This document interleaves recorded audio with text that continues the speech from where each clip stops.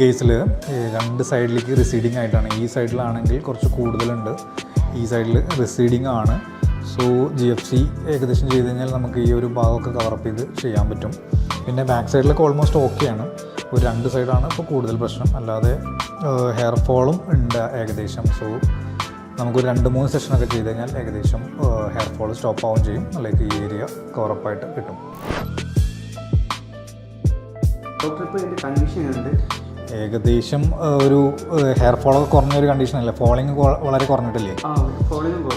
പിന്നെ ഈ സൈഡിലാണെങ്കിൽ പോലും കുറച്ച് ഡിഫറൻസ് ഫീൽ ചെയ്യുന്നുണ്ട്. ബട്ട് അപ്കമിങ് നമുക്ക് പെട്ടെന്നുള്ള 1-2 സെഷനിൽ നമുക്ക് കൂടുതൽ റിസൾട്ട്സ് എക്സ്പെക്ട് ചെയ്യാൻ പറ്റില്ല. സോ ഓഫ് കോഴ്സ് ലൈക്ക് നമുക്കൊരു അപ്കമിങ് ഒരു 1 or 2 സെഷനുകളിൽ കംപ്ലീറ്റ്ലി ഒരു കവറപ്പ് കിട്ടുന്ന രീതിയിലേക്ക് പോകും. കവറപ്പ് ആവും.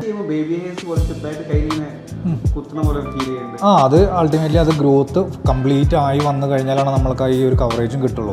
ശരിക്കും ബേബി ഹെയർസ് ആയി നിൽക്കുമ്പോൾ നമുക്ക് ആ കവറേജ് ഫീൽ ചെയ്യില്ല, ചെറിയ ഹെയർ അല്ലേ.